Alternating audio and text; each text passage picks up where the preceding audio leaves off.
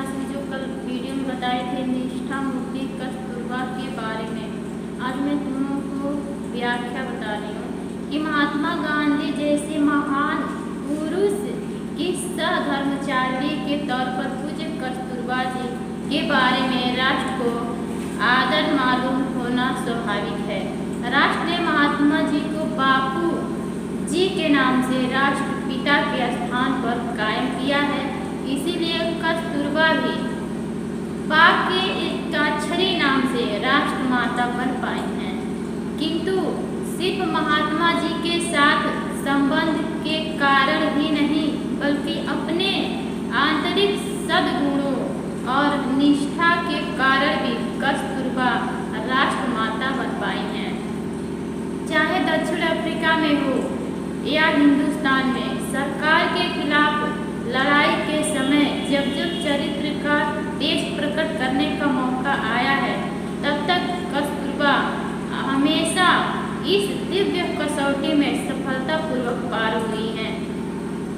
लेखक कहते हैं कि इसी से भी विशेष बात यह है कि बड़ी तेजी से बदलते हुए युग में भी आर्य सती स्त्री का जो आदर्श हिंदुस्तान ने अपने हृदय में कायम रखा है, उस आदर्श को जीवित प्रतिमा के रूप में राष्ट्र पूज्य कस्तूरबा को भी पहचानता है।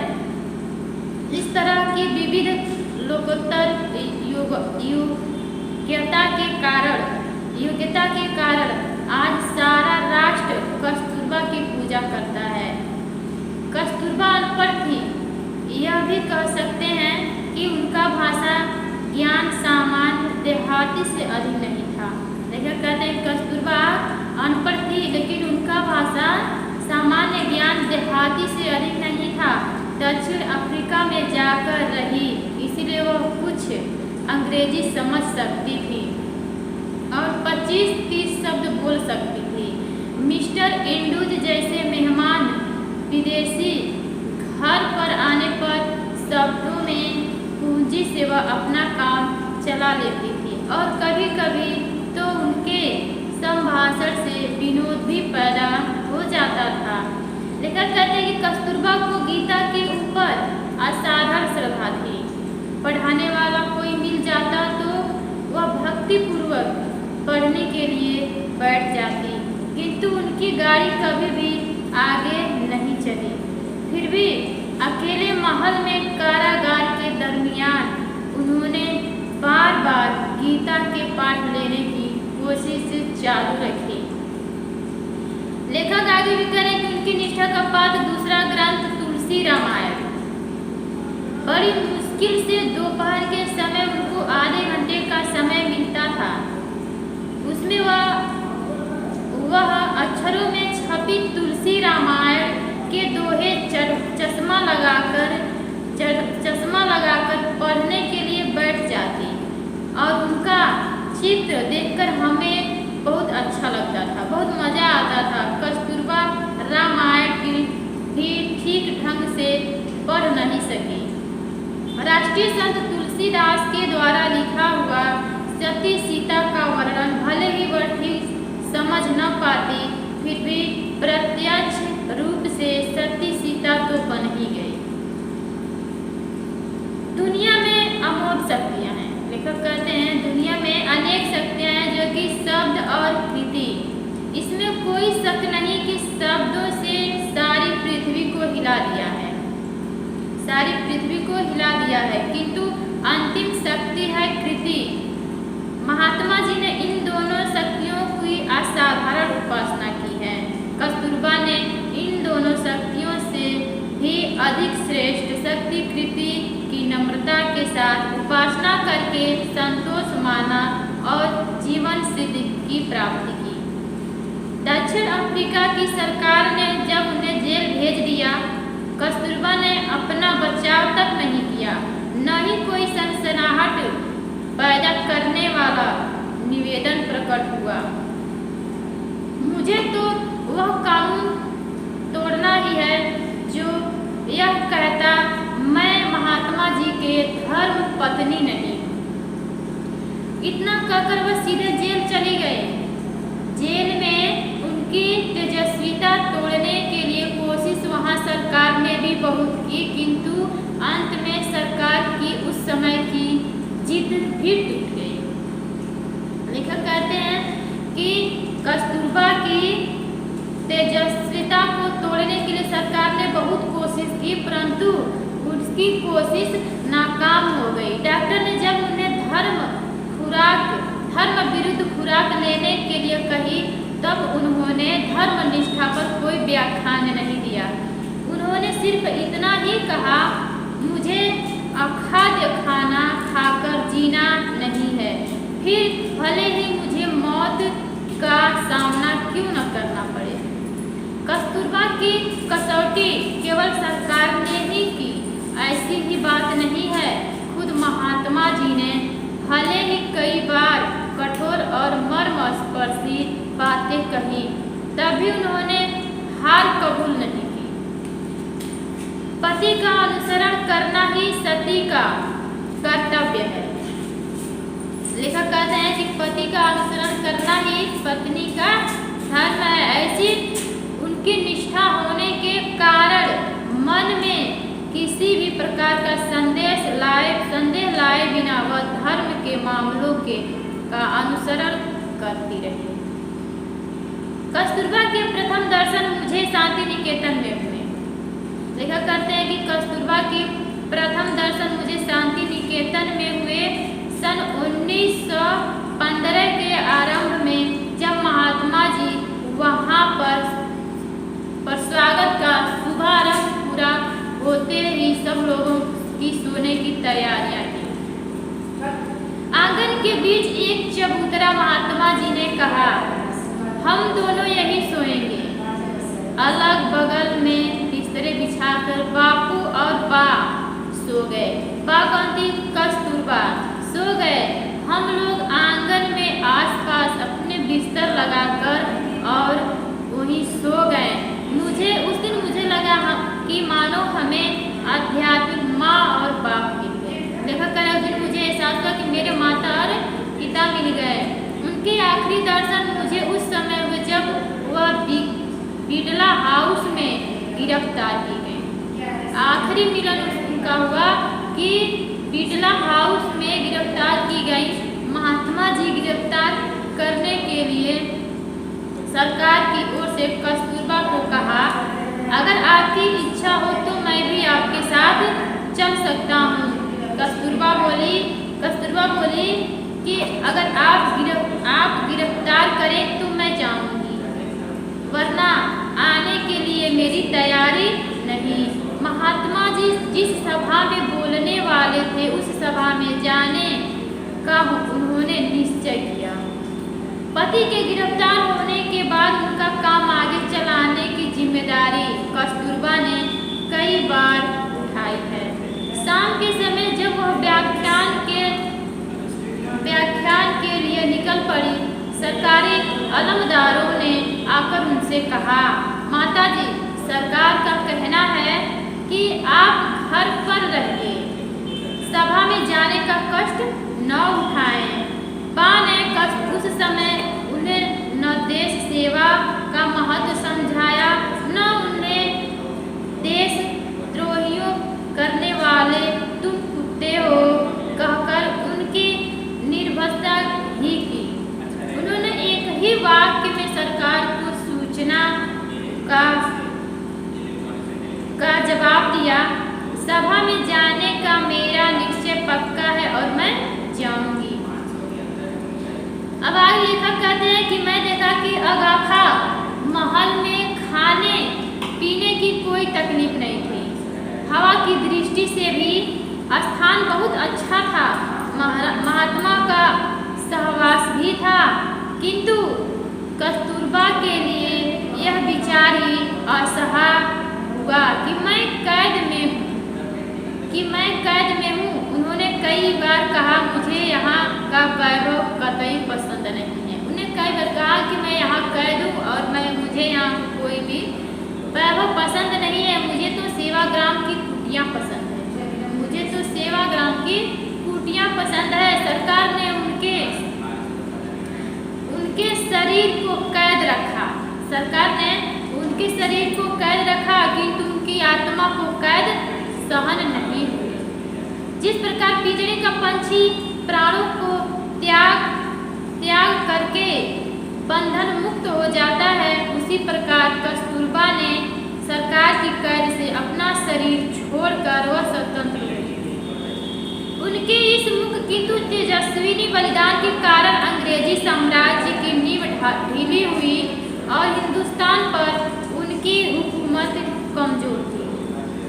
कस्तूरबा ने अपनी कृत निष्ठा के द्वारा यह दिखा दिया कि शुद्ध और रोचक साहित्य के पहाड़ों की अपेक्षा कृति का एक कण अधिक मूल्यवान और आबदार होता है। शब्द शास्त्र में जो लोग निपुण होते हैं, उनको कर्तव्य अकर्तव्य की हमेशा ही चिकित्सा करनी पड़ती है। कृतनिष्ठ लोगों की ऐसी दुविधा कभी परेशानी नहीं कर पाती। कस्तूरबा के सामने उनका कर्तव्य किसी देश दिए के समान स्पष्ट था। कभी कोई चर्चा शुरू हो जाती, तभी मुझसे यही होगा और यह नहीं होगा, इन दो वाक्यों में ही अपना फैसला सुना देती थी। लेखक कहते हैं कि आश्रम में कस्तूरबा हम लोगों के लिए माँ थी, हम लोगों के लिए माँ के समान थी। सत्याग्रह आश्रम यानी तत्वनिष्ठ महात्मा जी की संस्था थी। उग्र शासक मगनलाल भाई उन्हें चलाते थे। ऐसे स्थान पर अगर वात्सल्य की आर्द्रता हमें मिलती, तो वह कस्तूरबा से ही कई बार आश्रम के बारे में नियमों को ताक पर रख देती थी। और आश्रम के बच्चों को जब भूख लगेगी, तभी उनकी बात ही सुनती थी। बामने कस्तूरबा ही सुनती थी। जब किसी बच्चे को, आश्रम के बच्चे को भूख लगती थी, तो उसकी बात को कस्तूरबा ही सुनती थी। नियमनिष्ठ लोगों ने बा के खिलाफ कई बार शिकायतें करके देखी, किंतु महात्मा जी को अंत में हार कर निर्णय देना पड़ा कि अपने नियम बा को लागू नहीं होते। आश्रम में चाहे बड़े बड़े नेता आए या मामूली कार्यकर्ताएं आए, उनके खाने पीने की पूछताछ अत्यंत प्रेम भाव के साथ यदि किसी ने की, तो वह कस्तूरबा ने ही की। आलस्य ने तो उनको छुआ तक नहीं, आलस्य उनको छुआ नहीं, उनको कभी आलस आई ही नहीं। किसी प्राणघात बीमारी ने की तो वह मुक्त होकर चंगी भी हो जाती थी। जरा सी शक्ति आई तो तुरंत आपा आश्रम की ओर रसोई में जाकर काम करने लग जाती थी।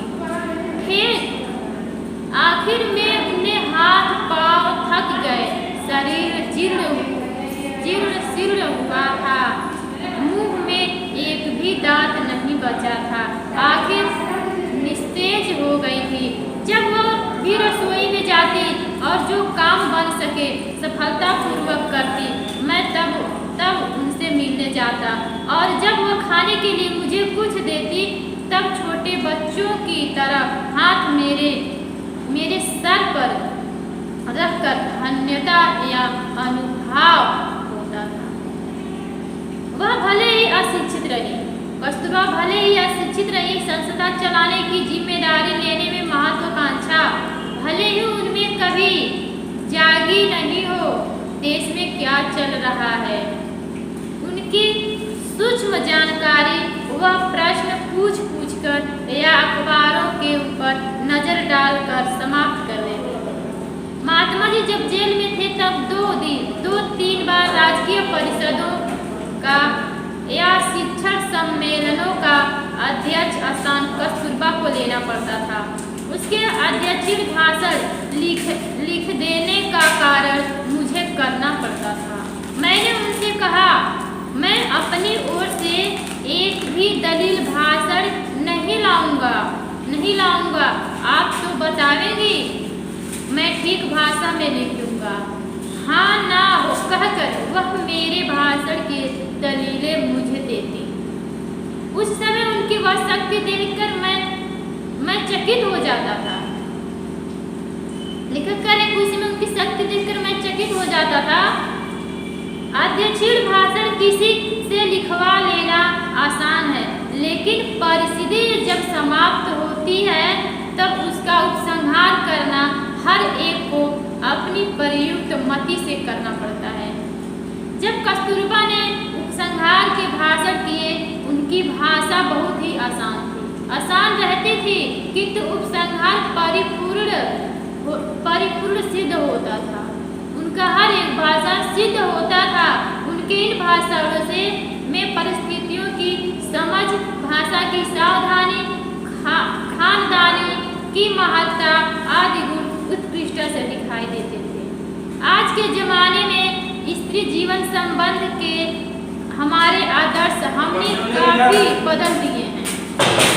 आज कोई स्त्री अगर कस्तूरबा की तरह अशिक्षित रहे और किसी की तरह महत्वाकांक्षा का उदय उसमें न दिखाई देता हो तो हम उसका जीवन तेजस्वी या कृतार्थ नहीं कहेंगे।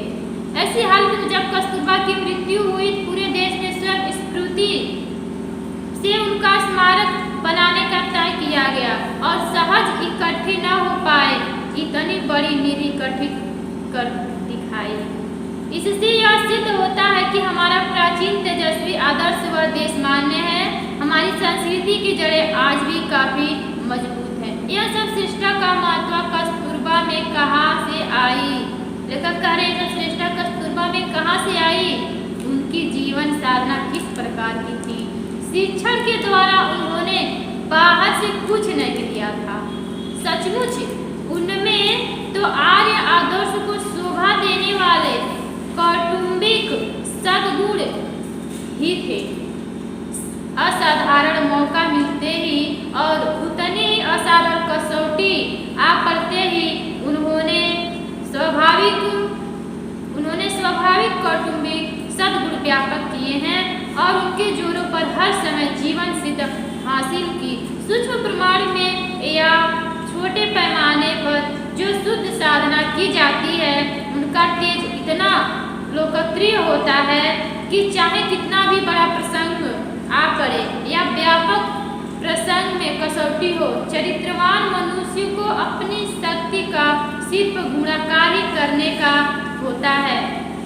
सती कस्तूरबा सिर्फ अपने संस्कार बल के कारण पतिव्रत्य को, कुटुंब वात्सल्य को और तेजस्विता को चिपकाए रही और उसी के जोरों महात्मा के बराबरी में आ सके। आज हिंदू मुस्लिम, पारसी, सिख, बौद्ध, ईसाई और अनेक धर्मी लोगों का यह विशाल देश है।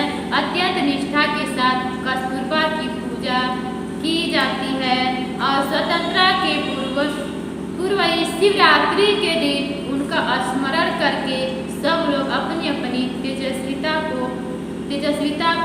अधिक तेजस्वी बनाते। तो बच्चों यह निष्ठा मूर्ति कस्तूरबा के बारे में आज मैं तुम लोग को व्याख्या बता